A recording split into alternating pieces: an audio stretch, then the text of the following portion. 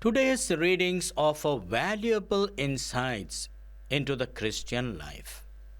In 1 Corinthians chapter 6 verses 1 to 11, Paul addresses a specific issue in the Corinthian community, believers taking each other to court. He encourages them to resolve disputes within the community rather than seeking worldly courts.